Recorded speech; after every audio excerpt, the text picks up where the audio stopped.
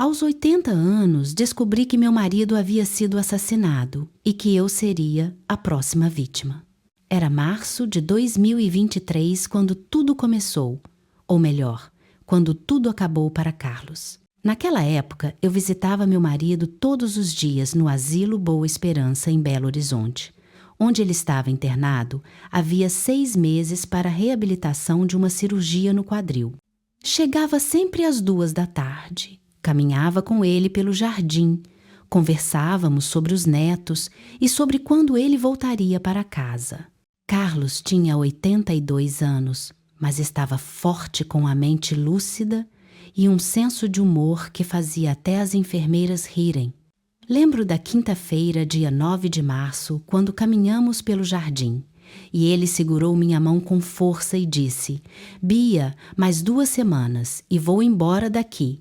E naquele momento eu acreditei que tudo ficaria bem.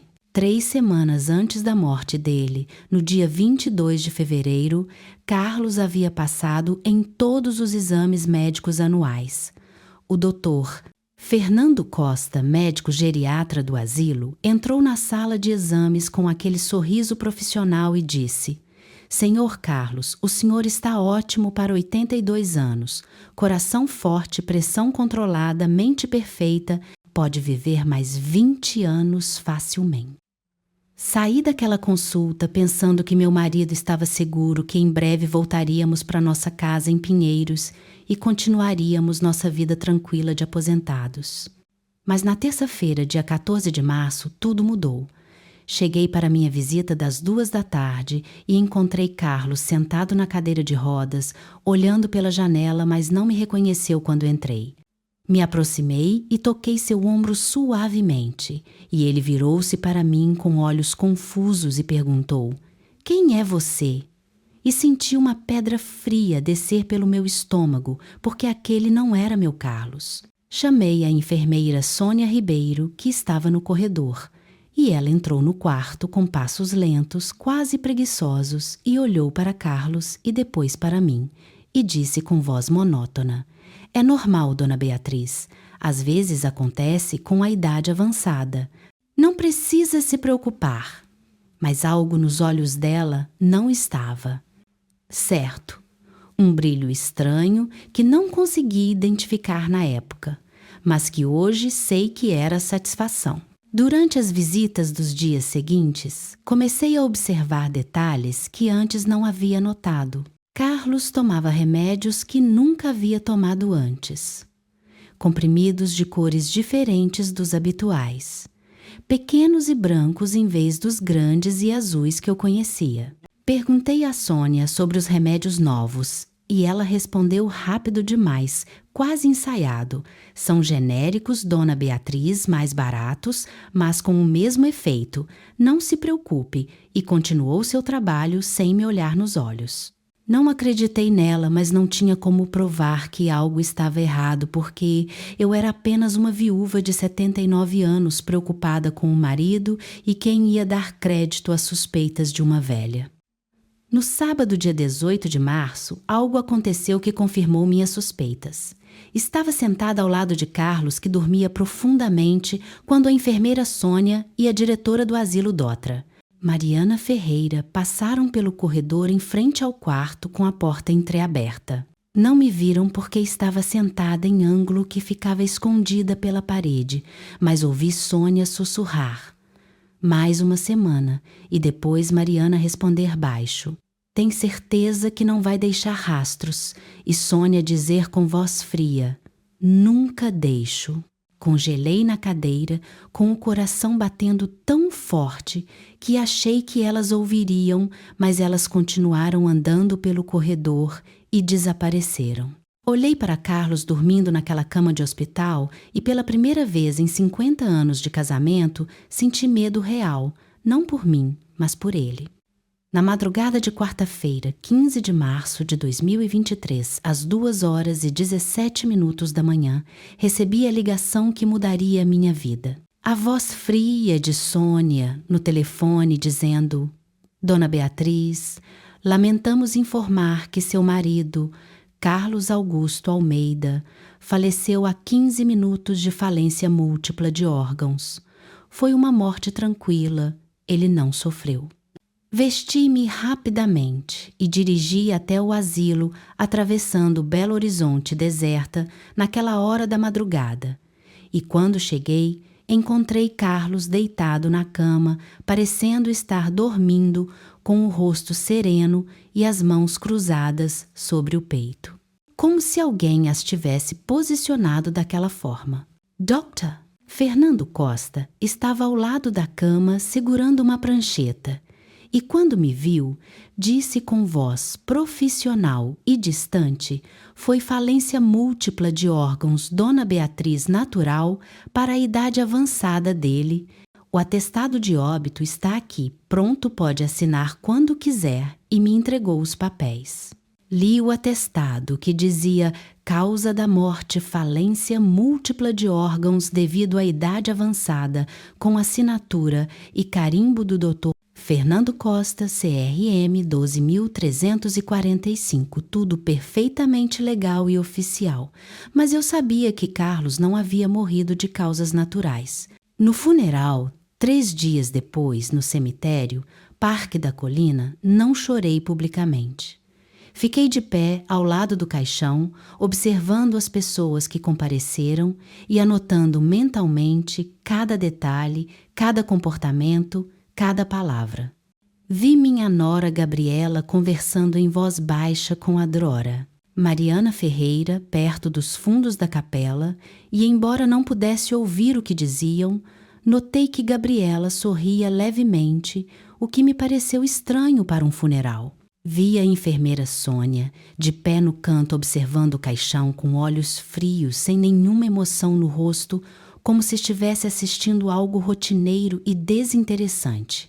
E naquele momento, enquanto todos pensavam que eu era apenas uma viúva de 80 anos em luto, tomei uma decisão que mudaria tudo. Ia descobrir quem havia matado meu marido, mesmo que levasse anos, mesmo que custasse minha própria vida, porque eu, Beatriz Helena Almeida, não era apenas uma velha aposentada.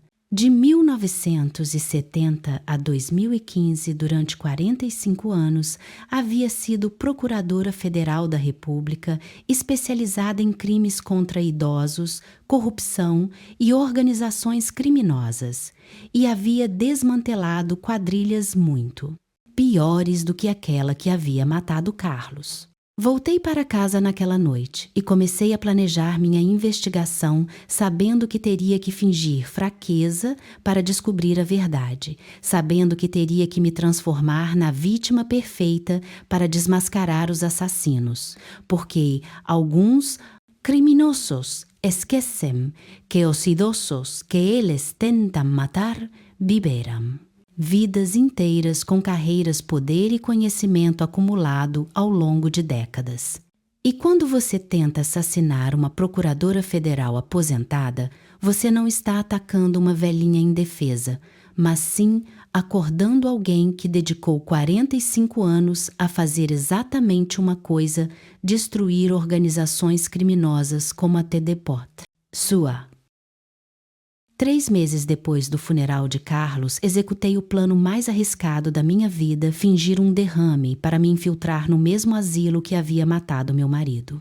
Era sábado, dia 3 de junho de 2023, quando liguei para 3 médicos amigos meus que haviam trabalhado comigo em casos do Ministério Público Federal nos anos 90.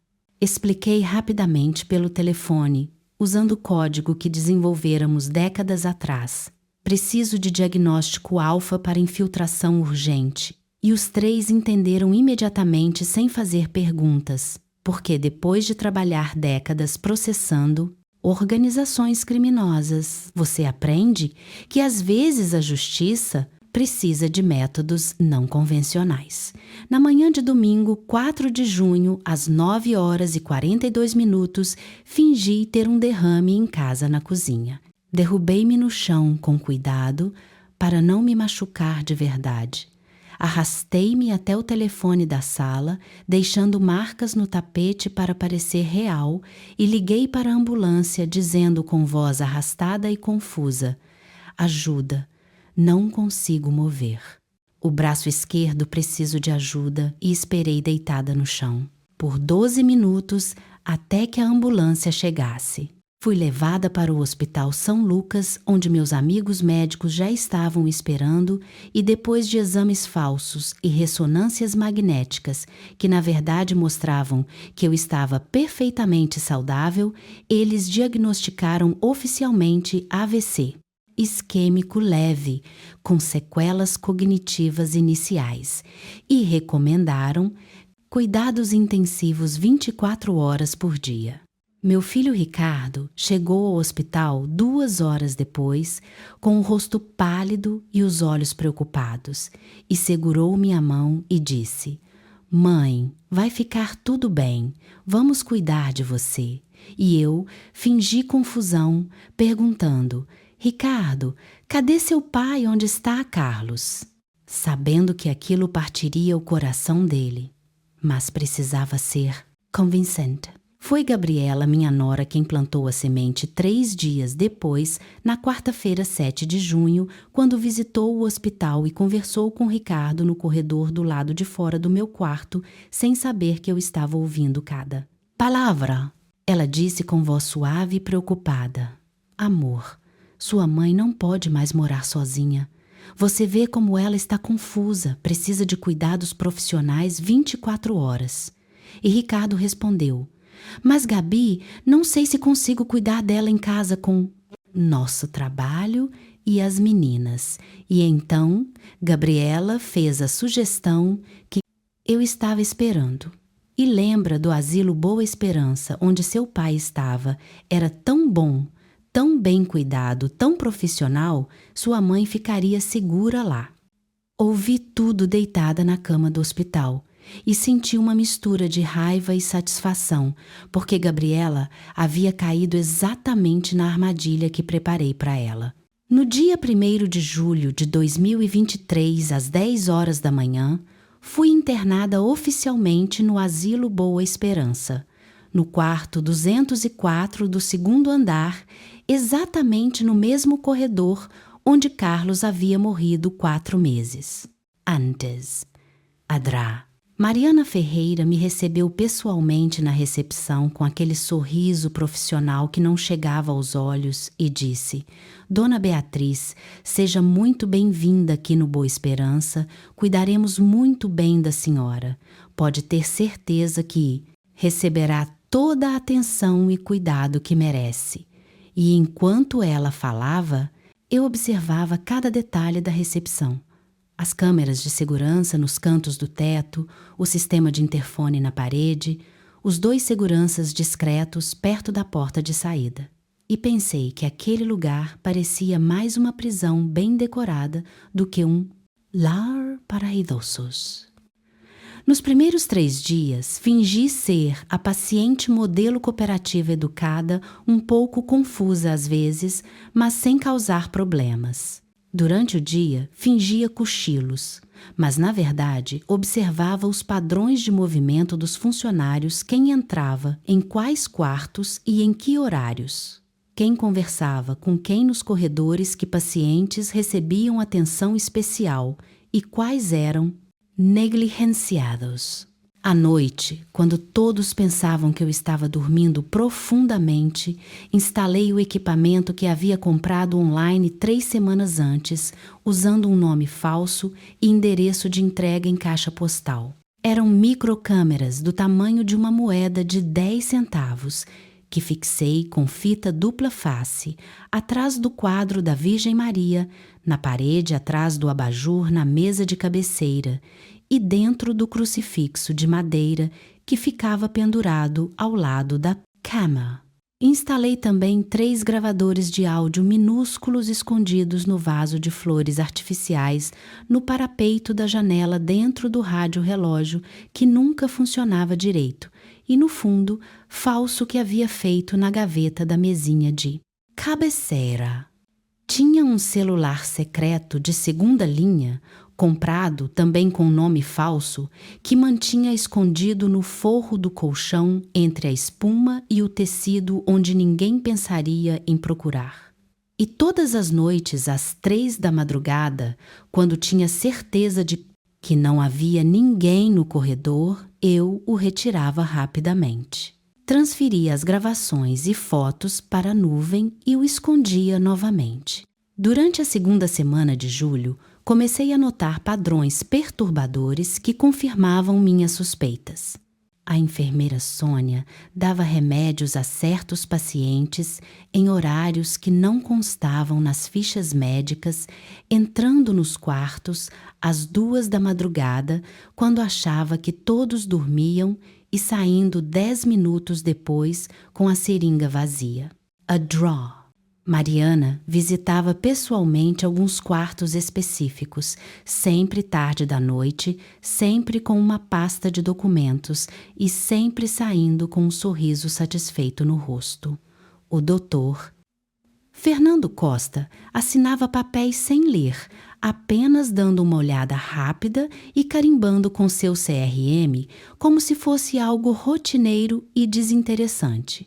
E havia conversas sussurradas nos corredores que paravam abruptamente quando eu passava cambaleando com meu andador, fingindo confusão mental. No dia 23 de agosto, escrevi uma carta codificada para o juiz Paulo Henrique Silva, meu ex-colega do Ministério Público Federal com quem havia trabalhado por 20 anos antes de me aposentar. Usei o código antigo que havíamos desenvolvido em 1995 para comunicações secretas em casos sensíveis e escrevi: PH. Lembra do caso Rodrigues? Estou fazendo visita de campo, preciso de autorização tipo alfa assunto. Sensível. Extremamente delicado. Aguardo retorno discreto. Consegui enviar a carta através de uma auxiliar de limpeza chamada Dona Rosa, que era uma das poucas pessoas genuinamente bondosas naquele lugar, e que concordou em postar a carta para mim sem fazer perguntas quando dei a ela R$50. E disse que era uma carta para minha irmã, em São Paulo. Paulo me respondeu uma semana depois com outra carta também em código dizendo: BHA entendido autorização alfa concedida recursos disponíveis. Aguardando o seu sinal pode contar comigo. PH, e guardei aquela carta no mesmo forro do colchão junto, com o celular secreto, sabendo que quando chegasse a hora, teria todo o aparato judicial necessário para destruir aquela organização. A primeira descoberta verdadeiramente chocante aconteceu na terça-feira, dia 12 de setembro de 2023, às 11h37 da noite. Eu estava deitada no quarto fingindo dormir quando ouvi vozes vindas do interfone que havia na parede e que aparentemente havia sido deixado ligado acidentalmente conectado ao escritório da diretora. Ouvi claramente a voz de Mariana perguntando: Sônia, a dona Conceição está pronta. E a voz de Sônia respondendo: mais uma semana, Dró. Mariana, já aumentei a dose gradualmente. Ela está bem confusa. Agora não reconhece nem os filhos. E Mariana disse: ótimo, o filho dela já assinou a procuração completa. E Sônia perguntou: ele assinou mesmo? E Mariana respondeu com uma risada curta: ontem R$340 mil já caíram na conta. Vamos usar o protocolo usual morte natural por pneumonia e Sônia disse: Dr. Fernando já está avisado. E Mariana finalizou: perfeito, mais uma semana, então cuida para não acelerar demais, precisa parecer deterioração natural. Fiquei imóvel na cama, com o coração batendo tão forte que achei que alguém poderia ouvir enquanto gravava cada palavra daquela conversa no celular secreto que havia escondido sob o travesseiro. Dona Conceição era minha vizinha de quarto, uma senhora de 83 anos, doce e gentil, que nos últimos dias havia começado a ficar cada vez mais confusa e fraca, exatamente como Carlos havia ficado nas semanas antes de morrer. 2 semanas depois, na quinta-feira, dia 28 de setembro, às 3h47 da madrugada, Dona Conceição faleceu oficialmente de pneumonia. E pela manhã, viu o doutor Fernando assinando o atestado de óbito com a mesma indiferença com que havia assinado o de Carlos. E pensei que aquela era a segunda morte que testemunhava e que precisava descobrir quantas outras vítimas aquela organização criminosa havia feito antes que eu me tornasse a próxima. A morte de Dona Conceição me mostrou que Carlos e ela não eram as únicas vítimas e que eu estava investigando algo muito maior e mais sinistro do que havia imaginado. Depois do falecimento de Conceição, comecei a investigar registros antigos do asilo, fingindo estar perdida e confusa para ter acesso a áreas restritas.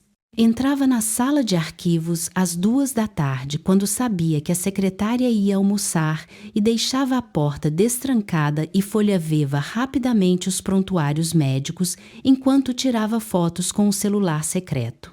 Descobri que nos últimos 2 anos 6 idosos haviam falecido no Asilo Boa Esperança, com causas de morte oficiais que pareciam naturais, mas que seguiam um padrão muito específico e suspeito.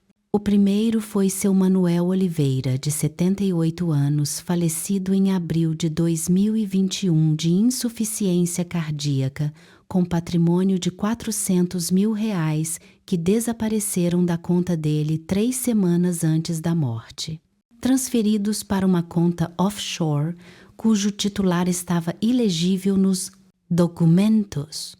Depois veio Dona Josefa Santos, de 81 anos, falecida em agosto de 2021 de pneumonia, com R$350 mil, que sumiram através de procurações falsificadas assinadas quando ela já estava confusa demais para entender o que assinava. Seu João Pereira morreu em março de 2022 de falência renal, com R$500 mil desviados através de vendas fraudulentas de imóveis em seu nome. Dona Teresa Costa faleceu em setembro de 2022 de AVC, com R$420 mil roubados através de empréstimos bancários feitos com documentos dela. Depois vieram Carlos, meu marido, e Conceição. E percebi que nos últimos 2 anos, 6 pessoas haviam sido assassinadas sistematicamente naquele asilo e que todas tinham algo em comum. Eram idosos com patrimônio significativo, eram vulneráveis, sem muita família próxima e todas tiveram o mesmo padrão de for. Deterioração rápida, seguida de morte súbita, com atestados assinados pelo Dr. Fernando Costa. No dia 17 de outubro de 2023, tudo ficou infinitamente pior quando descobri que minha própria nora estava envolvida na organização criminosa. Era uma quarta-feira, às 10h43 da noite, quando ouvi passos no corredor e reconheci imediatamente o som dos saltos altos de Gabriela, que sempre usava aqueles sapatos caros italianos que faziam tac-tac característico no piso de cerâmica. Fingi estar dormindo profundamente com a boca entreaberta, roncando levemente, enquanto a ouvia parar em frente ao meu quarto e falar baixo ao telefone, pensando que ninguém estava acordado. Ela disse dror: Mariana, minha sogra tem R$600 mil em investimentos e mais a casa em Pinheiros, que vale pelo menos R$1,5 milhão. Mas preciso que a senhora demore pelo menos 6 meses se ela morrer. Rápido demais, meu marido vai suspeitar. Houve uma pausa enquanto Mariana respondia algo do outro lado e, então, Gabriela continuou. Tranquila, eu sei que a senhora é profissional, por isso te procurei. Mas Ricardo é muito próximo da mãe dele. Se acontecer algo muito rápido, ele vai começar a fazer perguntas e pode estragar tudo. E depois dela ouvir, mais alguma coisa disse. Perfeito. Então vamos fazer gradual. Você fica com os R$400 mil da conta dela, eu fico com o valor da venda da casa e mais R$200 mil. Já estou trabalhando meu marido para assinar as procurações. Ele confia em mim cegamente. Fiquei deitada naquela cama, sentindo uma mistura de raiva, dor e frieza calculista que só 45 anos como procuradora podem te dar, porque descobrir que sua nora está pagando para te assassinar é devastador. Mas saber que seu filho está sendo manipulado e que você tem provas gravadas de tudo é uma vantagem estratégica que precisa ser usada no momento certo. Nos dias seguintes, investiguei o passado de Gabriela usando contatos antigos que ainda tinha no sistema judicial e descobri que ela não era apenas mais uma cliente da organização de Mariana, mas sim uma recrutadora ativa há 2 anos que trazia vítimas vulneráveis em troca de comissões. Generosas. Gabriela havia recrutado 4 pessoas para serem mortas pela organização. O primeiro foi meu marido, Carlos, em março de 2023, pelo qual ela recebeu R$100 mil depositados numa conta secreta que mantinha sem Ricardo. Zaba. A segunda vítima foi Dona Teresa Costa, que havia sido nossa vizinha por 15 anos e que havia cuidado das netas Mariana e Júlia quando eram bebês e que morreu em setembro de 2022 depois que Gabriela a convenceu de que o asilo Boa Esperança seria perfeito para sua recuperação de uma cirurgia de catarata. A terceira vítima foi seu Antônio Ferreira, que havia sido padrinho no casamento de Gabriela e Ricardo e que considerava Gabriela como uma filha e que morreu em novembro de 2022, 3 semanas depois de ser internado numa ARES. Asilo por sugestão dela. E agora, eu, Beatriz, seria a 4ª vítima de minha própria nora que estava disposta a matar até pessoas que haviam sido bondosas com ela e com sua família apenas por dinheiro. Descobri também que Gabriela tinha um amante chamado Rodrigo, de 35 anos, personal trainer, que ela conhecera na academia em 2021 e que estava pressionando-a por dinheiro para abrirem um negócio juntos e que ela planejava usar o dinheiro do meu assassinato para fugir, com ele deixando Ricardo e as meninas para trás. Em novembro, comecei a mapear toda a estrutura da organização criminosa usando as gravações de áudio, as fotografias de documentos e observações diárias dos padrões de comportamento. No topo estava a doutora Mariana Ferreira, que comandava tudo de seu escritório elegante no 3º andar, onde mantinha arquivos de todas as vítimas potenciais, com detalhes sobre seus patrimônios, suas famílias e suas vulnerabilidades. A executora era a enfermeira Sônia Ribeiro, que aplicava os venenos gradualmente ao longo de semanas, fazendo parecer deterioração natural, e que recebia R$50 mil por cada assassinato completado. O Dr. Thor, Fernando Costa, assinava os atestados de óbito falsos por R$30 mil cada sem fazer perguntas e mantendo sua licença médica limpa, porque oficialmente nunca havia nada de errado. O advogado Bruno Martins falsificava procurações e desviava heranças por 20% do valor total roubado usando conexões com cartórios corruptos. Havia 5 recrutadores, incluindo Gabriela, que traziam idosos ricos e vulneráveis para o asilo, recebendo R$100 mil por vítima que morresse com sucesso. E havia 4 funcionários menores da lavanderia, da cozinha, da manutenção e da limpeza que ajudavam a isolar os pacientes-alvo e a esconder evidências, recebendo entre R$5 e R$10 mil por trabalho. No total, 13 pessoas envolvidas numa máquina de assassinatos que havia roubado R$2,4 milhões em 2 anos, matando 6 idosos e que agora tinha como alvo uma procuradora federal aposentada que estava documentando cada crime, cada conversa e cada transação bancária. Illegal. Em dezembro, finalmente entendi todo o método de assassinato que usavam.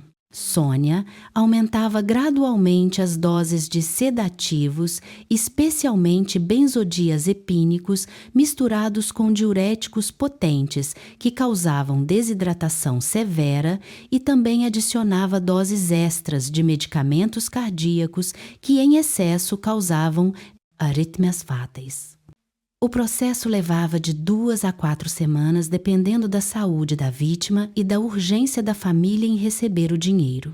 Primeiro, a vítima ficava confusa e sonolenta, o que era atribuído à idade avançada. Depois, vinha a fraqueza extrema e a perda de equilíbrio por causa da desidratação. Então, começavam os problemas respiratórios ou cardíacos, que pareciam complicações naturais. E, finalmente, a morte por falência múltipla de órgãos ou pneumonia ou parada cardíaca, sempre com causas que pareciam completamente naturais para a família e para qualquer investigação superficial que a polícia pudesse fazer. Doutor. Fernando assinava o atestado com uma causa plausível. Bruno falsificava documentos para que o dinheiro já estivesse sendo transferido antes da morte. E quando os familiares choravam no funeral, o dinheiro da vítima já estava em contas offshore, impossíveis de rastrear, a não ser que você tivesse décadas de experiência em crimes financeiros e organizações criminosas, o que, felizmente, para a justiça eu tinha. Durante esse período, Gabriela intensificava sua manipulação sobre Ricardo, ligando para ele quase todos os dias e dizendo coisas como: amor, sua mãe está esquecendo muito. Os médicos dizem que pode precisar de procedimentos caros no futuro. Seria melhor ter uma procuração completa, não apenas a limitada que você tem agora. E Ricardo, hesitante, respondia: Gabi, não sei se é necessário. Ela ainda parece lúcida na maior parte do tempo. E Gabriela insistia: é exatamente agora, enquanto ela ainda tem momentos lúcidos, que precisamos fazer isso. Amor, imagine se ela piorar de repente e não pudermos tomar decisões médicas importantes. Observava tudo aquilo com uma mistura de dor por ver meu filho sendo manipulado e de satisfação fria por saber que cada palavra daquela conversa estava sendo gravada e seria usada como prova no tribunal, e que Gabriela estava cavando sua própria sepultura jurídica a cada telefonema. No final de dezembro, Ricardo finalmente cedeu à pressão e assinou uma procuração completa, que dava a Gabriela acesso total às minhas contas bancárias, aos meus investimentos e à escritura da casa em Pinheiros. E quando vi a cópia do Equinieiros, documento que Gabriela deixou acidentalmente no meu quarto, soube que o relógio estava correndo e que precisava acelerar a conclusão da investigação antes que ela decidisse que era hora de me matar.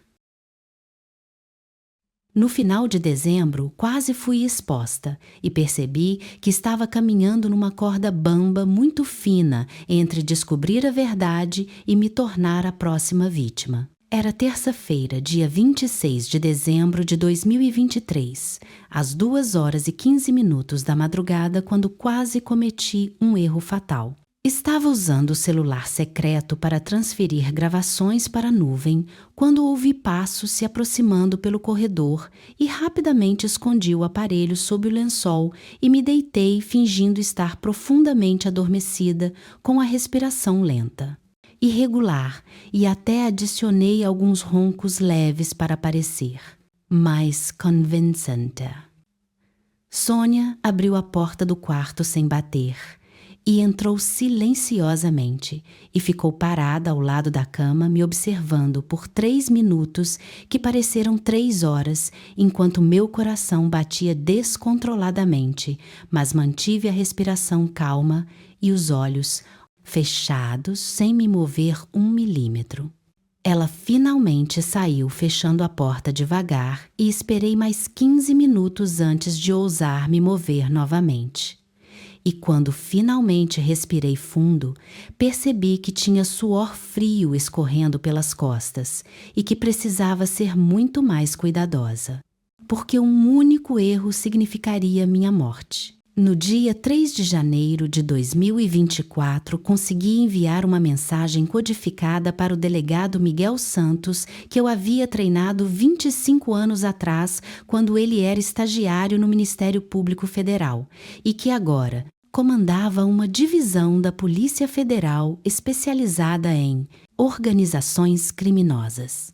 Usei o mesmo código que havia desenvolvido com ele em 1992 e escrevi: M. Operação Esperança precisa de PF. 6 homicídios. Organização completa. Provas em desenvolvimento.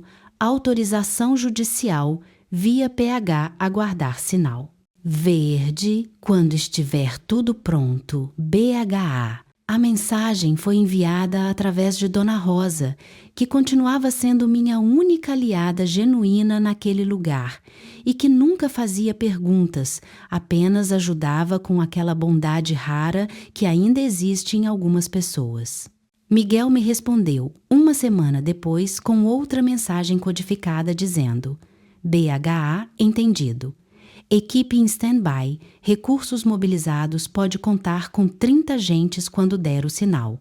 Estaremos prontos, aguardo suas ordens, Dro, e guardei. Aquela mensagem sabendo que quando chegasse a hora teria todo o aparato da Polícia Federal pronto para invadir aquele asilo e prender todos os envolvidos. Em janeiro de 2024, as coisas começaram a ficar muito mais perigosas quando Sônia iniciou o processo de aumentar minhas doses de remédio, seguindo o mesmo padrão que havia usado com Carlos e com Conceição e com todas as PSAD.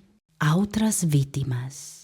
Ela começou a trazer comprimidos extras, dizendo que eram vitaminas ou suplementos para fortalecer meus ossos, mas eu sabia exatamente o que eram sedativos e diuréticos que me matariam lentamente ao longo de semanas.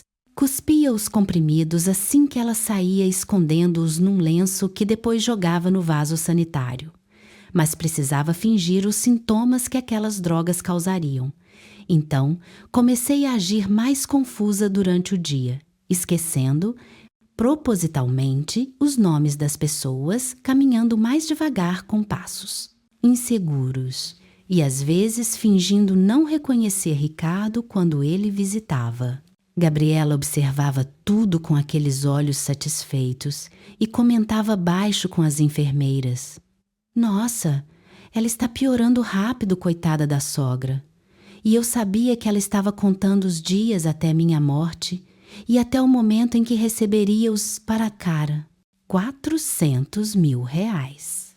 E fugiria com seu amante, deixando o meu, filho e minhas netas para trás.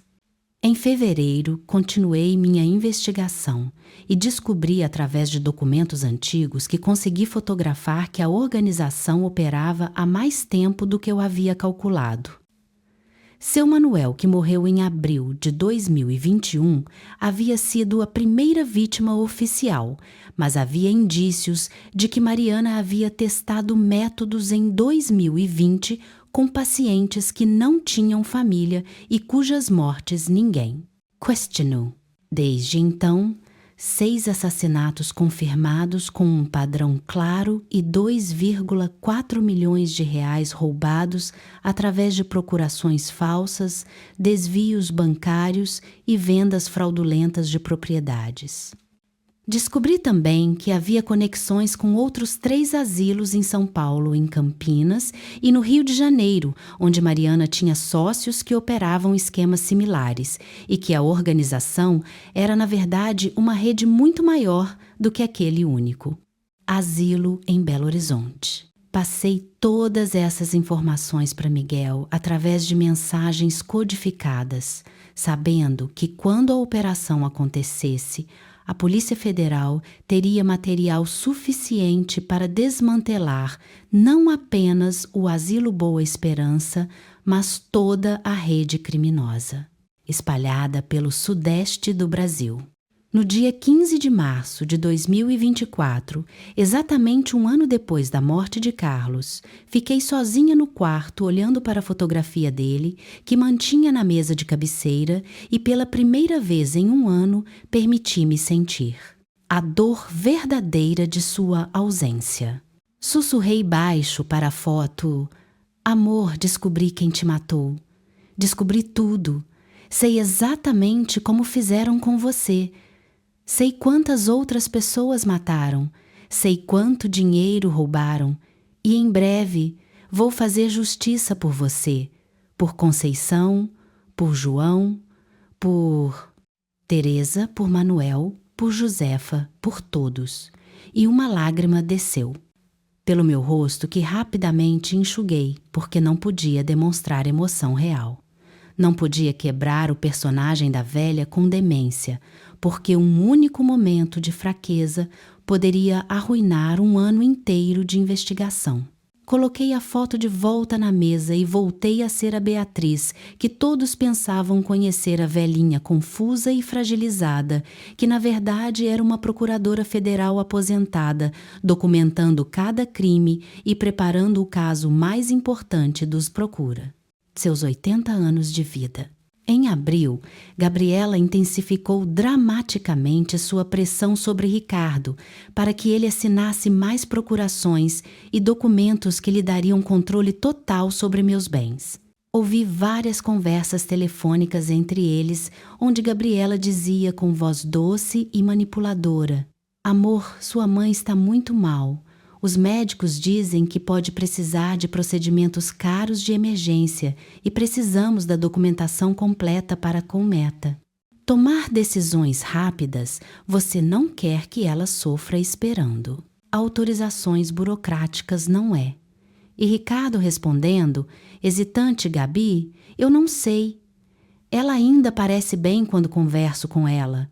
E Gabriela insistindo: "É porque você só vê ela nos bons momentos. Amor, eu visito ela mais que você e te garanto que ela está piorando rápido, está confundindo tudo, esquecendo." Conversas repetindo as mesmas perguntas 5 vezes seguidas.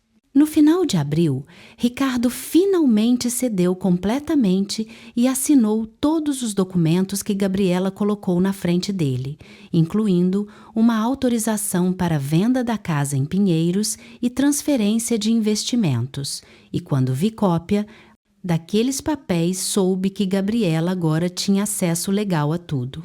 E que o cronograma do meu assassinato havia sido acelerado porque ela precisava me matar antes que Ricardo desconfiasse de qualquer movimentação financeira suspeita. No dia 7 de maio de 2024, chegou um novo paciente ao asilo. E quando vi quem era, senti uma dor profunda no peito, porque era seu Antônio Ferreira, de 76 anos, viúvo, amigo próximo da família que havia sido padrinho no casamento de Ricardo e Gabriela há 20 anos e que sempre havia sido gentil e generoso com todos nós. Vi Gabriela trazendo-o pessoalmente para o asilo, segurando seu braço com aquele sorriso falso e caloroso e dizendo: "Seu Antônio, o senhor vai adorar este lugar. É onde minha sogra está e ela está tão bem cuidada aqui, é como uma família." Antônio, acreditando em cada palavra porque ele confiava em Gabriela como se ela fosse sua própria filha. Tentei discretamente alertá-lo. Quando Gabriela saiu do quarto, aproximei-me dele e sussurrei: "Antônio precisa sair daqui. Este lugar não é seguro." Mas ele estava confuso demais por causa dos remédios que já estavam lhe dando e apenas me olhou sem entender e disse: "Dona Beatriz, a senhora está bem." E eu tive que fingir demência novamente e sair cambaleando do quarto, sabendo que não podia salvá-lo sem expor toda a investigação e que teria que assistir impotente enquanto outra pessoa, boa e inocente, era assassinada por dinheiro. Durante as 3 semanas seguintes, assisti à deterioração de seu Antônio, seguindo exatamente o mesmo padrão que havia visto com Carlos e com Conceição. Primeira semana, confusão mental, leve e sonolência. Segunda semana, fraqueza extrema e perda de equilíbrio. Terceira semana, dificuldade respiratória e tosse persistente. No dia 28 de maio, às 4h11 da manhã, seu Antônio faleceu oficialmente de insuficiência respiratória aguda, com complicações cardíacas. E na manhã seguinte, vi Dr. Fernando assinando o atestado de óbito com aquela mesma indiferença profissional que já havia se tornado grotescamente familiar. Era a 7ª vítima que eu testemunhava pessoalmente e sabia que eu seria a 8ª, a não ser que agisse rápido, porque Gabriela havia comemorado por telefone com Mariana dizendo: perfeito, R$200 mil na conta em menos de um mês agora. Falta só minha sogra e podemos encerrar essa fase. E Mariana, respondendo, pode deixar, estamos acelerando o processo dela mais 2 semanas e aplicamos o protocolo final. 2 semanas era o prazo que me restava e precisava coordenar a operação federal com precisão cirúrgica, porque se a polícia demorasse um dia a mais, eu estaria morta, e se chegasse um dia antes demais, eu não teria as provas do meu próprio assassinato sendo planejado. E por isso, nos dias que se seguiram, trabalhei 20 horas por dia, documentando cada movimento, cada conversa, cada transferência bancária, sabendo que aquele seria o caso mais importante e mais perigoso da minha carreira de 45 anos como procuradora federal. E que desta vez eu não era apenas a investigadora, mas também a vítima-alvo. Em junho de 2024, entrei numa corrida contra o tempo, sabendo que tinha no máximo 15 dias para reunir as últimas provas e coordenar a operação federal antes que tentassem me assassinar. A morte de seu Antônio, em 5 de junho, confirmou que a organização estava acelerando seu cronograma, porque ele havia falecido em apenas 3 semanas, quando normalmente o processo levava de 4 a 6 semanas. E isso significava Gabriela estava pressionando Mariana para terminar logo e receber seu dinheiro. Gravei Sônia aplicando a overdose final de sedativos em Antônio às 3h42 da madrugada do dia 5, enquanto ele dormia inconsciente e incapaz de se defender, e vi seu rosto pacífico se transformar gradualmente num rosto tenso e depois parar de respirar completamente às 4h11. 20 minutos depois, Dr. Fernando chegou ao quarto ainda de pijama, sob o jaleco branco, e assinou o atestado de óbito sem sequer examinar o corpo, apenas olhando rapidamente e escrevendo insuficiência respiratória aguda com complicações cardíacas, falência múltipla de órgãos e carimbando com seu CRM como se fosse um procedimento administrativo rotineiro. 3 horas depois, ouvi Gabriela comemorando ao telefone com Mariana, dizendo: Dró, Mariana, R$200 mil já caíram na minha conta. Perfeito, agora falta só minha sogra quando podemos finalizar ela. E Mariana respondendo: já estamos acelerando o processo mais 2 semanas no máximo e você terá seus 400 mil. Gabriela rindo e dizendo: maravilhoso, Rodrigo, está me pressionando, quer abrir a academia logo então, quanto antes melhor. 7 vítimas confirmadas, incluindo meu marido e meu amigo, e eu sabia que seria a 8ª se não agisse imediatamente. No dia 10 de junho, ouvi uma conversa entre Sônia e uma auxiliar no corredor, que me fez perceber que o tempo estava se esgotando muito mais rápido do que eu havia calculado. Sônia disse para a auxiliar: a dona Beatriz está quase pronta mais 2 semanas e aplicamos o protocolo final. A família já assinou tudo, então não teremos problemas. E a auxiliar perguntou: é a mesma coisa do seu Antônio? E Sônia respondeu: exatamente, protocolo pneumonia com complicações cardíacas. Doutor Fernando já sabe o que escrever no atestado. 2 semanas significava que eu tinha no máximo 15 dias antes de tentarem me matar e precisava fazer 3 coisas cruciais nos próximos dias: conseguir provas físicas dos medicamentos adulterados, gravar a reunião final da organização, dar o sinal verde para Miguel coordenar a invasão da Polícia Federal no momento exato em que pudesse pegar todos em flagrante. Na noite de quarta-feira, 14 de junho, executei a parte mais arriscada do plano conseguir amostras físicas dos venenos que usavam para matar. Às 11h23 da noite, Sônia entrou no meu quarto para a aplicação noturna de remédios, trazendo uma bandeja com 6 comprimidos diferentes e um copo d'água. Fingi estar dormindo profundamente, roncando alto, mas quando ela se aproximou, abri a boca docilmente como sempre fazia, e ela forçou os comprimidos um por um pela minha garganta, empurrando com os dedos para ter certeza de que eu engolia. Mantive os comprimidos escondidos sob a língua e entre as bochechas, usando uma técnica que havia aprendido décadas atrás quando investigava casos de envenenamento, e assim que Sônia saiu satisfeita, eu cuspi tudo num saco plástico, transparente, que havia escondido sob o travesseiro. 6 comprimidos pequenos e brancos que pareciam inofensivos, mas que continham doses letais de benzodiazepínicos, diuréticos e digitálicos que causariam parada cardíaca em questão de semanas.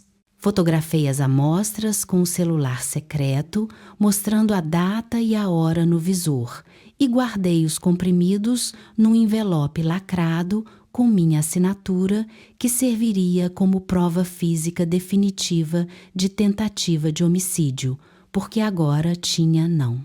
Apenas gravações e documentos, mas também evidências materiais, que qualquer laboratório forense poderia analisar e confirmar. No dia 28 de junho, às 8h47 da noite, aconteceu algo que eu vinha esperando há semanas: uma reunião de todos os líderes da organização no escritório de Mariana para discutir os próximos alvos e finalizar os casos pendentes. A microcâmera que eu havia instalado atrás do quadro da Virgem Maria no escritório captou tudo com perfeita claridade visual e sonora durante 47 minutos de reunião. Estavam presentes Droor, Mariana Ferreira sentada atrás de sua mesa de mogno, Sônia Ribeiro em pé ao lado direito, doutor. Fernando Costa numa cadeira de couro, advogado Bruno Martins folheando papéis e Gabriela, minha nora, sentada confortavelmente numa poltrona, como se fosse uma executiva discutindo negócios legítimos. Mariana abriu a reunião dizendo: temos 2 casos para finalizar esta semana. A dona Beatriz e o seu Carlos, do quarto 306, e Gabriela interrompeu. Meu marido já assinou todos os documentos da minha sogra. Podemos acelerar o puredo. Processo preciso do dinheiro logo. E Mariana respondeu: calma. Gabriela, o timing é crucial. Se acelerarmos demais, seu marido vai suspeitar. E Gabriela insistiu: ele não vai suspeitar de nada. Ricardo é completamente ingênuo. Confia em mim cegamente. E então Sônia disse: sugiro usarmos o protocolo pneumonia, igual ao que fizemos com o Antônio Rápido, Eficiente e o Doctor. Fernando complementou: eu assino como insuficiência respiratória com complicações cardíacas. Ninguém questiona. E Bruno acrescentou: Os 400 mil da conta dela já estão com procuração pronta para transferência imediata após o atestado. Mariana finalizou. Perfeito, então, finalizamos a dona Beatriz. Na noite de 14 de julho, aplicação de overdose às 11 da noite, morte até às 5 da manhã. Família visita no dia 14 para verem ela viva pela última vez. E no dia 15 já teremos o atestado assinado e o dinheiro transferido. 47 minutos de reunião onde 13 pessoas da organização foram identificadas, onde meu assassinato foi planejado em detalhes, onde quantias exatas foram mencionadas e onde todos os rostos ficaram perfeitamente visíveis na para. Gravação que seria usada como prova irrefutável no tribunal. No dia 30 de junho, enviei a mensagem final codificada para Miguel, através de Dona Rosa, que naquela altura já sabia que algo muito sério estava acontecendo, mas que confiava em mim o suficiente para não fazer perguntas. Escrevi M, Operação Esperança, sinal verde confirmado, para 15 de julho, às 5 horas da manhã. 13 mandados de prisão necessários. Tenho 47 gravações, 230 documentos, amostras físicas de venenos, 7 homicídios. Confirmados. 2, 4 milhões rastreados, estou em. Risco imediato, tentarão me matar na noite de 14 de julho. Precisam chegar antes disso, sala 204, segundo andar, pendrive com todas as provas, estará escondido atrás do crucifixo na parede, aguardo confirmação BHA. Miguel respondeu no dia 1º de julho, com mensagem urgente.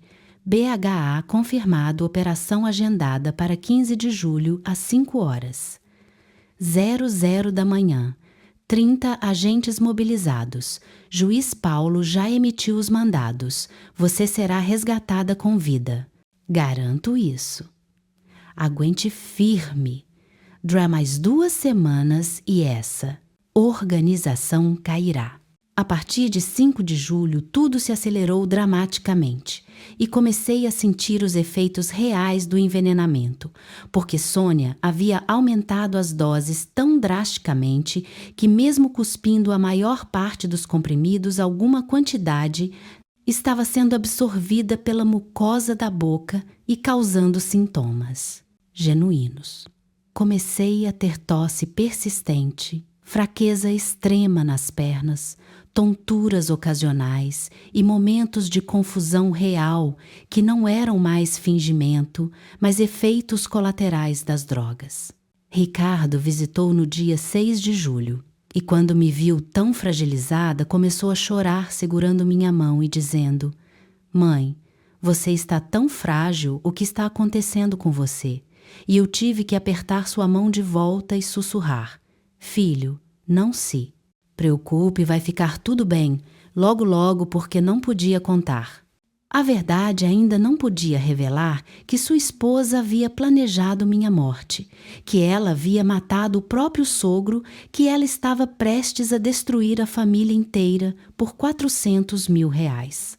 Gabriela observava da porta com aquele sorriso satisfeito no rosto e, quando Ricardo saiu, ela se aproximou da minha cama e disse baixo, pensando que eu não entenderia: "Só mais uma semana, sogra, só mais uma semana e tudo estará resolvido." E eu mantive os olhos fechados, respirando devagar, mas por dentro estava contando cada segundo até o dia 15 de julho, quando aquela mulher seria presa e pagaria por todos os seus crimes.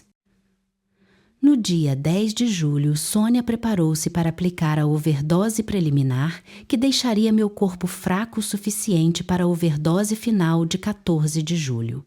Ouvi por gravador uma conversa entre ela e Mariana, onde Sônia perguntava a Drora: "Mariana, aplico a dose preparatória hoje, dia 10, ou espero até dia 12? E Mariana respondeu: "Espera até dia 12. Quero que a família visite ela no dia 14 e a veja ainda meio lúcida para não levantarem suspeitas. A overdose final vem na noite de 14 e a morte na madrugada de 15, parece. May's Natural SM. Meu coração disparou quando ouvi aquilo, porque significava que tentariam me matar exatamente no mesmo momento em que a Polícia Federal invadiria o asilo.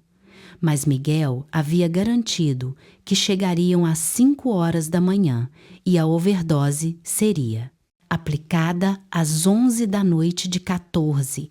Então eu teria das 11 da noite até às 5 da manhã para sobreviver aos efeitos das drogas, sem tomar um antídoto que não tinha e sem revelar que estava consciente do plano. 6 horas que poderiam significar a diferença entre ver justiça sendo feita e me tornar apenas mais uma vítima de uma organização criminosa que havia assassinado 7 pessoas e roubado milhões. Os últimos dias antes da Operação Federal foram os mais perigosos e intensos de todo o ano de investigação. E pela primeira vez em 45 anos de carreira, senti medo real de não sobreviver para ver justiça sendo feita. No dia 13 de julho, enviei a última mensagem para Miguel com instruções precisas sobre o timing da invasão. Escrevendo M, eles aplicarão overdose final na noite de 14 às 23 horas, antecipe a invasão para 15 de julho às 20 praente. 5 horas da manhã, chegarão 6 horas depois da aplicação. Tempo suficiente para flagrante. Mas antes da morte, estarei consciente, não tomarei a dose preparatória de 12 de julho pendrive, com todas as provas, 47 gravações, 230 documentos, amostras físicas está escondido. Atrás do crucifixo de madeira na parede do quarto, 204 segundo andar, aguente firme BHA. Miguel confirmou em poucas horas, BHA entendido, operação confirmada para 15 de julho, às 5 horas, 00, 30 agentes, 8 viaturas, 13 mandados de prisão simultânea, médicos de emergência em stand-by, caso necessite. Atendimento, você vai sair viva disso. Garanto minha vida nisso, Dro. Aguente mais 36 horas. Na tarde de 14 de julho, às 3 horas, Ricardo chegou com as netas Mariana, de 18 anos, e Júlia, de 15 anos, para o que seria oficialmente a última visita antes da minha morte planejada. As meninas entraram no quarto com olhos vermelhos de chorar, e Mariana segurou minha mão e disse: "Vovó, a senhora vai ficar bem, né? A senhora é forte." E Júlia abraçou-me e sussurrou: "Te amo, vovó, por favor não nos deixa." E eu tive que fingir. Estar quase inconsciente, respirando com dificuldade, sussurrando fraco: "Filha, amo vocês. Perdoa tudo." Sabendo que em menos de 24 horas elas descobririam que a mãe delas havia planejado meu assassinato e que a vida delas nunca mais seria a mesma. Ricardo sentou-se ao lado da cama, segurando minha outra mão, com lágrimas escorrendo pelo rosto, e disse: "Mãe, eu sei que a senhora está cansada, eu sei que foi uma vida difícil depois que o pai morreu, mas por favor aguenta mais um pouco. As meninas precisam de você. Eu preciso de você." E apertei sua mão levemente e disse, com voz quase inaudível: "Filho, te amo. Sempre te amei. Fiz tudo por você, por vocês." E ele entendeu aquilo como uma despedida de uma mãe moribunda, quando na verdade era uma despedida de uma mãe que estava prestes a destruir o casamento dele, prendere a esposa dele e mudar sua vida completamente. Gabriela ficou na porta o tempo todo, observando com aquela máscara de preocupação no rosto, mas seus olhos brilhavam com antecipação, porque ela acreditava que em poucas horas eu estaria morta e ela estaria 400 mil reais. Mas, Rika, às 23h12 da noite de 14 de julho, Sônia entrou no quarto trazendo uma seringa grande cheia de líquido transparente que eu sabia ser a overdose final, a combinação letal de sedativos e cardiotóxicos que havia matado Carlos e Conceição, e Antônio e todas as outras vítimas. Fingi estar dormindo com respiração fraca e irregular e Sônia aproximou-se da cama preparando a injeção intravenosa que me mataria em questão de horas. Mas quando ela começou a limpar meu braço com álcool para encontrar a veia, eu abri, os olhos completamente lúcidos, e disse com voz firme e clara: "Não vai precisar disso hoje, Sônia."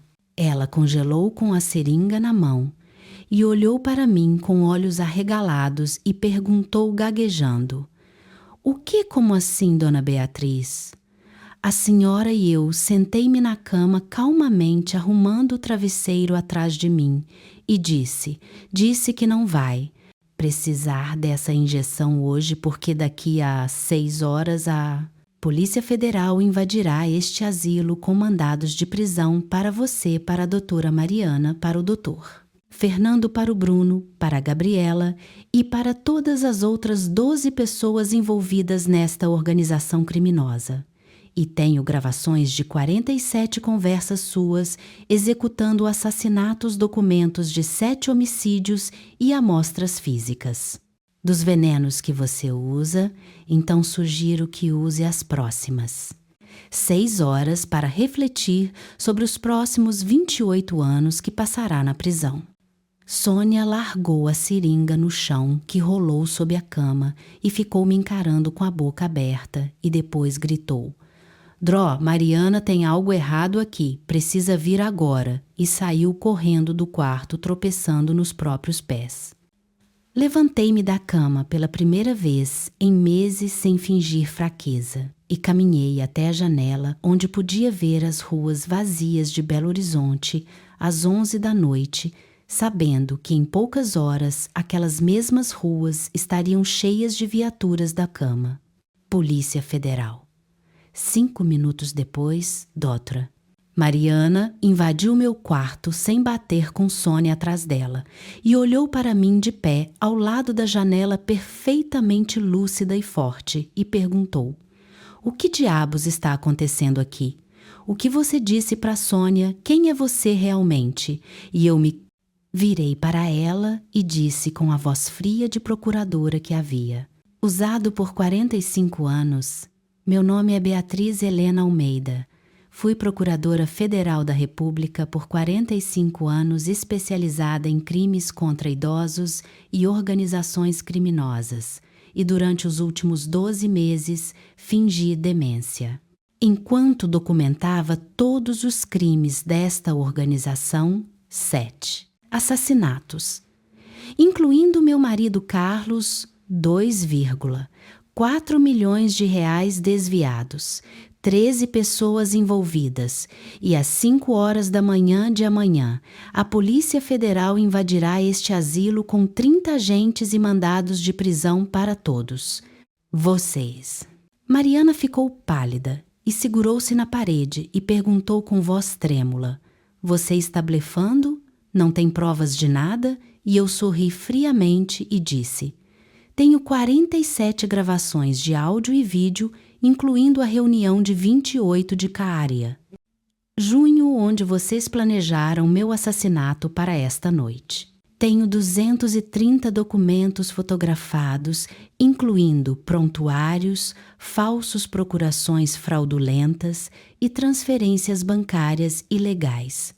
Tenho amostras físicas dos medicamentos que Sônia tentou me dar esta noite e nas últimas semanas que serão analisadas por laboratório forense e tenho rastreamento." completo de todas as contas offshore para onde transferiram o dinheiro roubado das 7 vítimas. Então, não droá. Mariana, não estou blefando. Estou garantindo que você passará os próximos 30 anos na prisão, pagando por cada vida que destruiu. Mariana olhou para Sônia e depois para mim e disse: você não é só uma velha. Você planejou isso tudo desde o começo. E eu respondi: planejei desde o dia em que Carlos morreu, há 1 ano e 3 meses, e fingi fraqueza para descobrir todos os detalhes da sua organização, porque depois de 45 anos processando criminosos, eu sei exatamente como destruir pessoas como você. Entre 23 horas e 30 minutos e 5 horas da manhã, o asilo entrou em pânico total. Mariana tentou queimar documentos no escritório, mas não sabia que eu já tinha cópias digitais de tudo na nuvem. Sônia tentou fugir pelo banheiro do 2º andar, mas descobriu que as saídas de emergência estavam trancadas porque eu havia pedido para Miguel coordenar com vigilância externa para bloquear todas as rotas de fuga. Doutor, Fernando ligou desesperadamente para seu advogado às 2 da madrugada, mas o advogado disse que não havia nada a fazer se realmente existiam gravações e provas físicas. Bruno tentou deletar arquivos digitais, mas eu já havia baixado tudo semanas antes. Gabriela recebeu ligação de Mariana às 3 da manhã dizendo: abortou tudo. Sua sogra é procuradora federal. Aposentada, tem provas de tudo. Fuja agora enquanto pode. Mas era tarde demais, porque Miguel já havia posicionado agentes na casa dela, na casa de Rodrigo, o amante. Às 4 horas e 30 minutos da manhã, olhei pela janela do quarto 204 e vi 8 viaturas pretas da Polícia Federal se posicionando discretamente nas ruas ao redor do asilo. Às 4 horas e 45 minutos, vi 30 agentes federais com coletes à prova de balas e armas em punho cercando todas as entradas.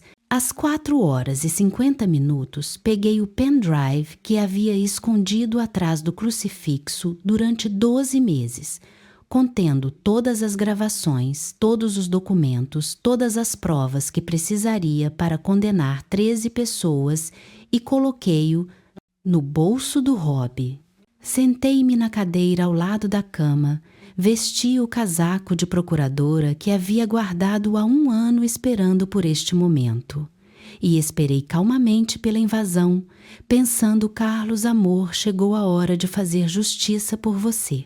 Às 5 horas exatas da manhã de 15 de julho de 2024, a Polícia Federal invadiu o Asilo Boa Esperança com 30 agentes entrando simultaneamente por 3 entradas diferentes gritando: Polícia Federal, mandado de Titros.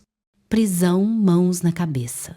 O barulho de botas correndo pelos corredores, os gritos de ordens, os choros de funcionários assustados, tudo aquilo que havia planejado por 12 meses, finalmente se concretizando diante dos meus olhos. Delegado Miguel Santos entrou no quarto 204 com 6 agentes, e quando me viu sentada calmamente na cadeira com o pendrive na mão, ele parou e seus olhos se encheram de lágrimas e disse: Beatriz, a senhora conseguiu. A senhora realmente conseguiu. E eu levantei e me entreguei o pendrive para ele e disse: Delegado Miguel, aqui estão todas as provas. 47 gravações, 230 documentos, 7 homicídios, incluindo meu marido, 2,4 milhões rastreados. 13. Pessoas para prender pode executar os mandados agora. As prisões aconteceram com precisão militar. Sônia foi encontrada tentando se esconder no banheiro do 3º andar e foi detida aos gritos chorando e dizendo: Eu só seguia ordens, eu precisava do dinheiro. Mariana estava no escritório queimando os últimos papéis quando 3 agentes entraram e a algemaram ainda com as cinzas nas mãos. Doutor, Fernando foi preso em sua casa há 20 minutos do asilo ainda de pijama, tentando argumentar. Mas eu só assinava papéis, eu não matei ninguém. Bruno, o advogado, estava literalmente saindo de carro do condomínio quando foi interceptado por 4 viaturas e preso no meio da rua. Gabriela chegou ao asilo às 7 da manhã, achando que viria visitar a sogra morta e receber a confirmação para iniciar a transferência do dinheiro. Mas foi recebida na recepção por 2 agentes federais que disseram: Gabriela Almeida está presa por 4 homicídios como mandante organização, criminosa e tentativa de assassinato contra sua sogra, e ela desmaiou ali mesmo, precisando ser carregada para a viatura. Os outros 8 envolvidos foram presos em suas casas ao longo da manhã, e às 10 horas todas as 13 pessoas estavam sob custódia federal em celas separadas aguardando interrogatório. Ricardo chegou ao asilo às 8 da manhã porque alguém havia ligado dizendo que havia polícia lá e que algo grave havia acontecido. Correu para a recepção e viu viaturas policiais, ambulâncias, repórteres começando a chegar e sua esposa, algemada, sendo colocada numa viatura, e gritou: "O que está acontecendo, Gabriela? O que você fez?" E então viu-me na recepção, não mais. Frágil e confusa, mas de pé vestida com casaco de procuradora, conversando com Miguel, dando instruções para os agentes, e ele parou completamente confuso e disse: "Mãe, o que a senhora está fazendo de pé? Como a senhora está tão bem? Eu não entendo o que está acontecendo aqui." Caminhei até ele, segurei suas mãos e disse com voz calma, mas firme: "Filho, senta aqui. Preciso te contar algumas coisas sobre sua esposa, sobre o último ano, sobre o que realmente aconteceu com seu pai e comigo." Sentei-me com Ricardo numa sala privada do asilo, agora ocupada pela Polícia Federal, e durante 43 minutos contei tudo, começando pela morte suspeita de Carlos, passando pelo meu plano de fingir demência, minha infiltração de Conteire e Cumero. 12 meses às 47 gravações, os 7 homicídios, incluindo o do próprio pai dele. E, finalmente, a verdade mais devastadora: que sua esposa, Gabriela, havia sido a mandante de 4 assassinatos, incluindo o do sogro dela, e que ela planejava me matar para receber R$400 mil e fugir, com um amante de 35 anos chamado Rodrigo, abandonando ele e as 2 filhas. Ricardo ouviu tudo em silêncio absoluto, com o rosto ficando progressivamente mais pálido, e quando terminei de falar, ele ficou sentado sem se mover por 3 minutos inteiros, apenas olhando para as próprias mãos, e depois sussurrou com voz: "Quebrada, minha esposa matou meu pai. Minha esposa tentou matar. Minha mãe, minha esposa, destruiu famílias inteiras por dinheiro. E eu não vi nada, não percebi nada. Como eu pude ser tão cego?" E segurei suas mãos. E disse com a voz firme de procuradora que usei por 45 anos: "Filho, você não foi. Cego você confiou. E confiar em alguém que ama não é fraqueza, é humanidade. O monstro aqui é ela, não você." E ele abraçou-me chorando pela primeira vez desde que era criança e disse: "Mãe, desculpa por não ter percebido. Desculpa por ter pressionado a senhora a vir para este lugar. Desculpa por tudo." "Não tem nada a desculpar. Ricardo, você foi manipulado por uma sociopata profissional que enganou muitas pessoas. Não apenas você agora precisa ser forte pelas meninas.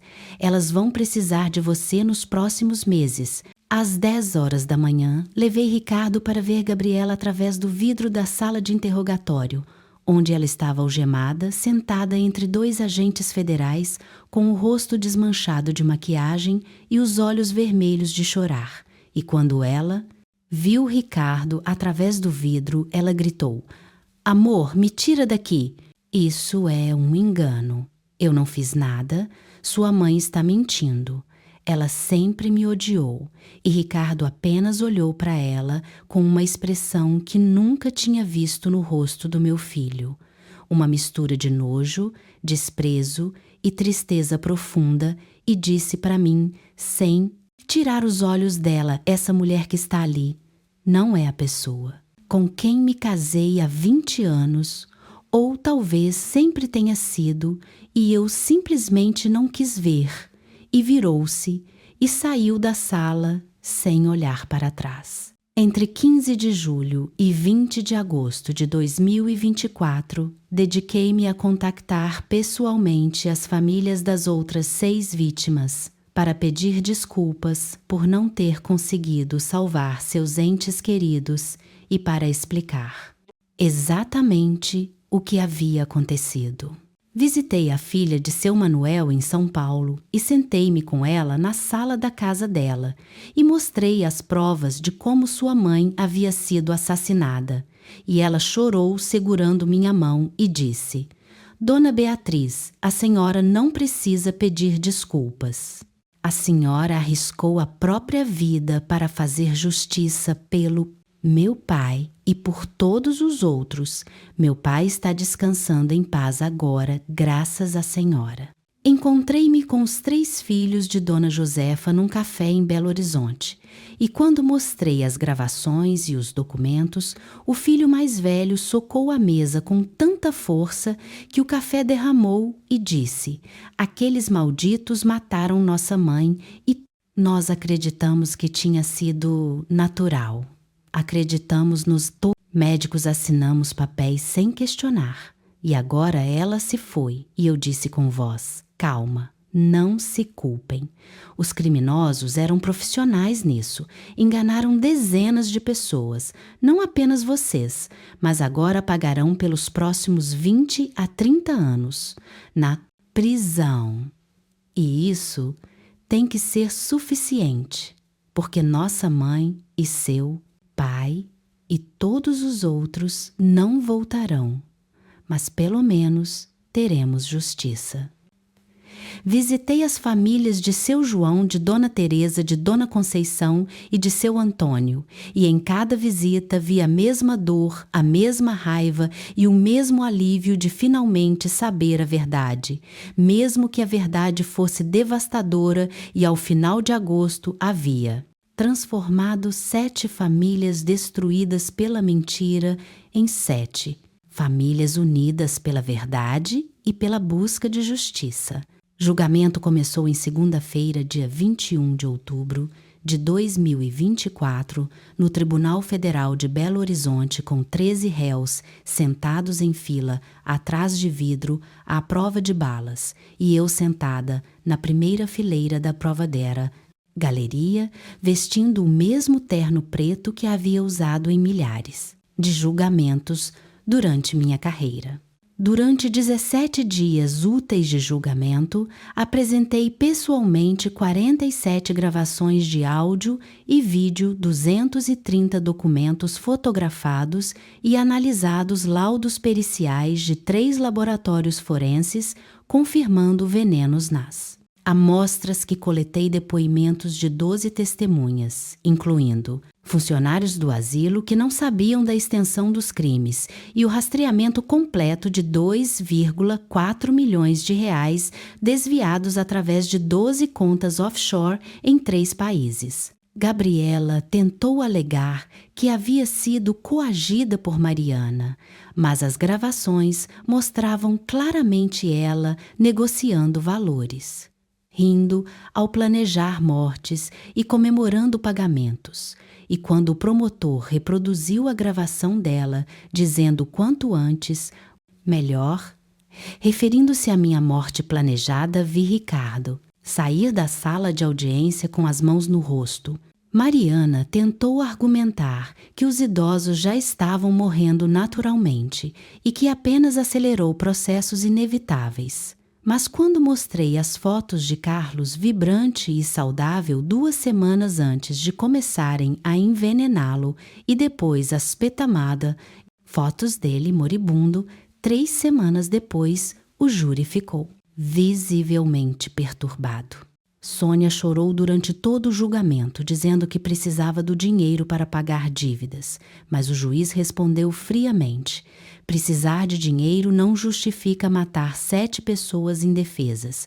A senhora é uma assassina em série que usava jaleco. Branco. No dia 13 de novembro, após 23 dias de julgamento, o júri deliberou por 8 horas e retornou com veredictos unânimes de culpado para todos os 13 réus em todas as acusações: homicídio qualificado, organização criminosa, falsificação de documentos, estelionato e lavagem de dinheiro. As sentenças foram lidas no dia 18 de novembro de 2024, às 15 horas e 42 minutos. E eu estava sentada na primeira fileira, ao lado de representantes das 7 famílias, quando o juiz Paulo Henrique Silva, meu antigo colega, começou a ler com voz solene: implazável, Dra. Mariana Ferreira, condenada a 32 anos de reclusão em regime fechado sem possibilidade de progressão antes de 16 anos, pelos crimes de organização criminosa, líder 7 homicídios qualificados e lavagem de dinheiro. Gabriela Almeida, condenada a 28 anos de reclusão em regime fechado pelos crimes de organização criminosa recrutadora, 4 homicídios qualificados como mandante e tentativa de homicídio contra sua sogra. Enfermeira Sônia Ribeiro, condenada a 35 anos de reclusão em regime fechado pelos crimes de 7 homicídios qualificados como executora direta, com agravante de abuso de confiança e vulnerabilidade das vítimas. Dr. Fernando Costa, condenado a 24 anos de reclusão pelos crimes de falsificação ideológica 7 vezes e participação em organização criminosa, com agravante de ter usado sua posição médica para encobrir assassinatos. Advogado Bruno Martins, condenado a 26 anos pelos crimes de estelionato qualificado, falsificação de documentos públicos e participação ativa em organização criminosa. Os outros 8 réus receberam penas entre 12 e 18 anos, dependendo do grau de envolvimento. E quando Paulo terminou de ler, bateu o martelo e disse: esta sentença serve de aviso a todos aqueles que pensam que podem se aproveitar da Paulo de Sols. Vulnerabilidade de idosos para enriquecimento ilícito à justiça. Pode demorar, mas sempre chega, e quando chega, é implacável. Todas as 7 famílias se abraçaram chorando e eu permiti-me um único momento de satisfação fria, pensando: Carlos, amor, consegui, fiz justiça por você, por todos eles, e esses monstros vão pagar pelos próximos 20 a 35 anos de suas vidas. Ricardo iniciou o processo de divórcio no dia 20 de novembro, pedindo custódia total das filhas Mariana e Júlia, baseado em abandono emocional, planejamento de homicídio contra a avó das crianças e envolvimento em organização criminosa, e o divórcio foi concedido em janeiro de 2025. Com Gabriela perdendo todos os direitos sobre as filhas e sendo obrigada a pagar pensão alimentícia do dinheiro que conseguisse ganhar enquanto estivesse presa. Em fevereiro, Ricardo vendeu a casa onde havia morado com Gabriela por 20 anos, porque disse que não conseguia mais viver num lugar onde aquela mulher havia planejado a morte de sua própria mãe, e comprou um apartamento menor, mais acolhedor, a 15 minutos da minha casa em Pinheiros. As meninas Mariana, agora com 19 anos, e Júlia, com 16, fizeram terapia intensiva durante 6 meses para processar o trauma de descobrir que a mãe era uma assassina em série e gradualmente começaram a se reconstruir com Mariana. Dizendo numa sessão de terapia familiar, vovó senhora é a pessoa mais forte e corajosa que conheço e quando crescer quero ser como a senhora, alguém que luta pela justiça, não importa o risco. Ricardo voltou a trabalhar como engenheiro civil em abril e disse numa conversa comigo, no jantar de domingo, mãe, passei 20 anos com uma mulher que planejava te matar e eu não vi os sinais como posso confiar no meu próprio julgamento. Novamente, e respondi, filho, você confiou porque é uma pessoa boa. E pessoas boas às vezes são enganadas por pessoas más. Mas isso não torna você fraco, torna você humano. E agora, suas filhas têm um pai que aprendeu que amor verdadeiro é proteção, não manipulação. E ele abraçou-me e disse, obrigado, mãe, por tudo por nos salvar, por fazer justiça, por ser quem é. Em 15 de julho de 2025, exatamente um ano depois da invasão da Polícia Federal e 2 anos e 4 meses depois da morte de Carlos, eu estava de pé num auditório da Universidade Federal de Minas Gerais dando uma palestra para 230 estudantes de direito sobre crimes contra idosos vulneráveis e proteção de vítimas em instituições de cuidado. Tinha 81 anos, acabara de ser homenageada pela Ordem dos Advogados do Brasil com o prêmio Justiça e Coragem por minha investigação infiltrada. E quando olhei para a plateia, vi jovens de 20 e poucos anos com olhos brilhantes de procedada. Admiração ouvindo cada palavra da história de como fingi demência durante 12 meses para desmantelar uma organização criminosa que havia assassinado 7 pessoas, incluindo meu marido. Terminei a palestra dizendo: a justiça não é sempre rápida e nem sempre é fácil e às vezes exige que coloquemos nossas próprias vidas em risco. Mas quando você vê 13 criminosos sendo condenados, quando você vê 7 famílias finalmente tendo respostas, quando você sabe que salvou futuros idosos de serem vítimas dessa mesma organização, então você entende que cada minuto de risco, cada noite fingindo estar confusa e vulnerável, cada momento de medo valeu a pena. Porque no final, justiça não é apenas uma palavra abstrata, é a restauração da dignidade humana daqueles que não podem mais se defender, sozinhos. Os estudantes se levantaram em ovação de 3 minutos e depois uma jovem de 22 anos levantou a mão e perguntou, Dró, Beatriz, a senhora não teve medo de morrer durante aqueles 12 meses e respondi com um sorriso frio todos os dias. Mas o medo de deixar meu marido sem justiça era maior que o medo de morrer. E quando você tem 80 anos e uma carreira de 45 anos processando criminosos, você aprende que alguns casos valem o risco. E este definitivamente valia.